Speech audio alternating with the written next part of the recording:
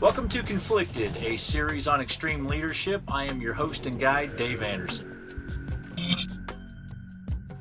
Due to the intense social dilemmas and graphic nature of this series, for those under the age of 18, viewer discretion is advised. In this series, we'll be playing a game that will test your ability to respond strategically and with decisive action. There are no wrong answers, just better solutions to getting the best outcome from the worst of circumstances. There will be a multitude of points of view to this series, so everyone should feel free to post their opinions. Management and leadership in the most extreme environment reveals the leader. How leaders react under stress is 10 times more valuable than when things are calm.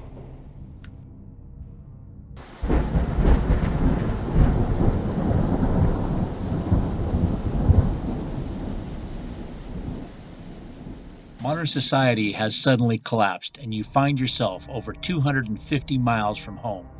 The entire country's power grid is down or destroyed.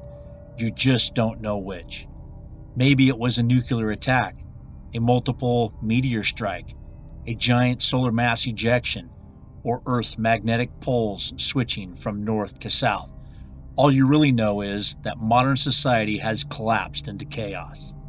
Food, water, and shelter are a scarce commodity in this lawless land of thugs, gangs, and those just trying to survive. In order to survive the chaos, you must form uneasy alliances, maintain security, and make some decisions that would seem very far outside the lines of modern society's norms. What you see and live every day since the collapse seems like a combination of watching a Walking Dead episode and playing the video game Grand Theft Auto.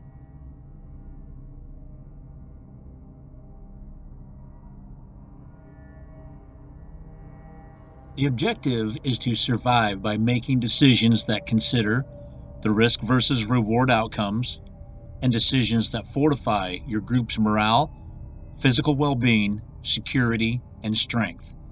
Remember, there are no wrong answers, just good solutions that offer better outcomes. Are you ready? Do you think you've got what it takes to survive?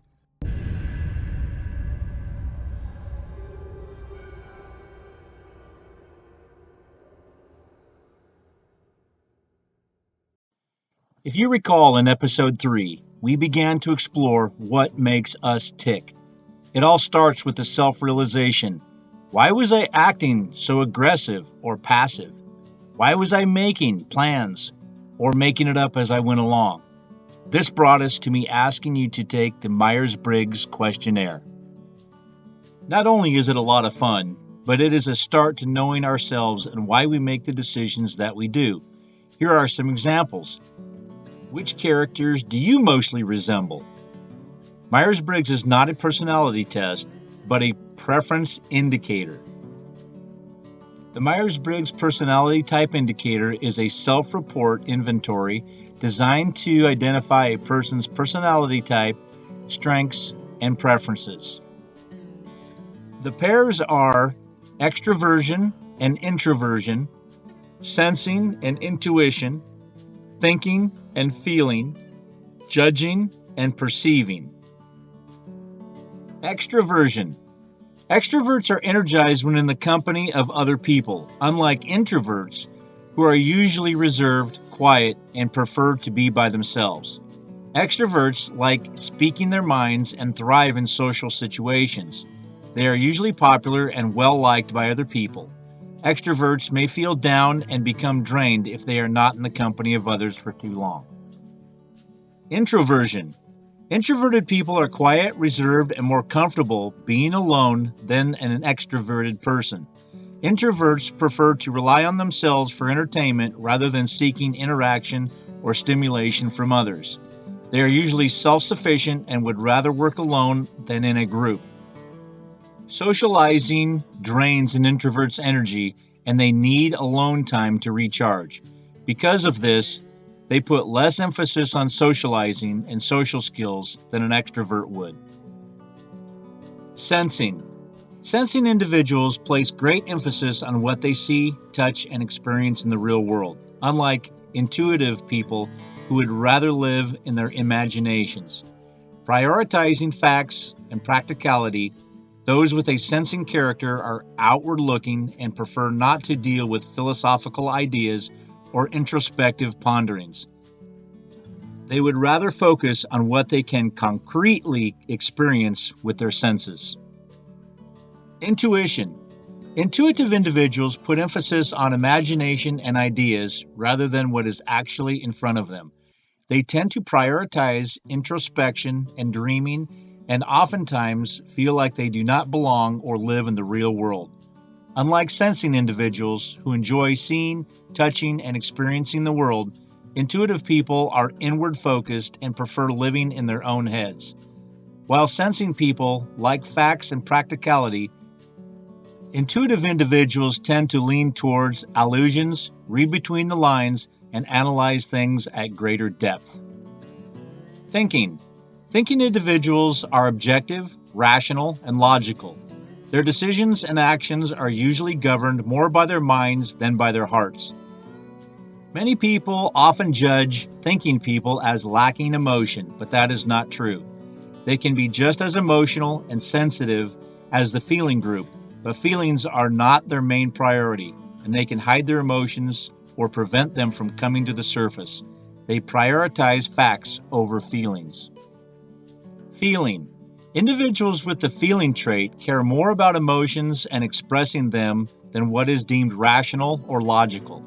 However, this does not mean that feeling types are irrational. It only means that those with this trait are more likely to express their emotions as compared to thinking individuals who prefer to suppress their emotions. Those who focus on feelings and expressions of emotion tend to be more open-minded, vocal, empathetic, and sensitive. Judging. Those with the judging trait tend to strategize and plan before they act. They'd prefer a thought-out plan over going with the flow. They are organized, reliable, responsible, and have a good work ethic. They are always prepared, armed with checklists and contingency plans.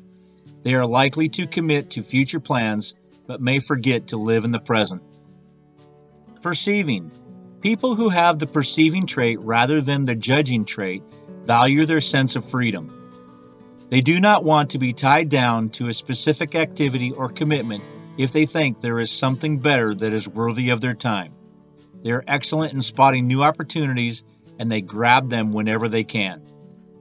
They are good with improvisation, even in emergency situations.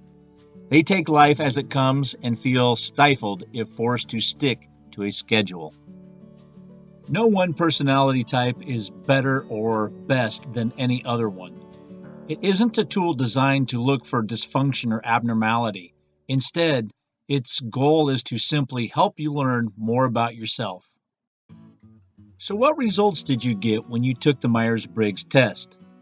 What did you learn about yourself that causes you to be more outgoing and take risks, or prefer to go with the flow in spontaneous improvisation? Add your answers in the comments section and discuss these with your group. As for me, my first test revealed that I was an ENFJ, the giver. The second reported that I was an ENTJ, the commander. And the third told me that I was an ESTJ, the supervisor. The reason for this flip-flopping was that I am almost in the middle between sensing and intuition and thinking and feeling. Others that are close tend to flip-flop as well.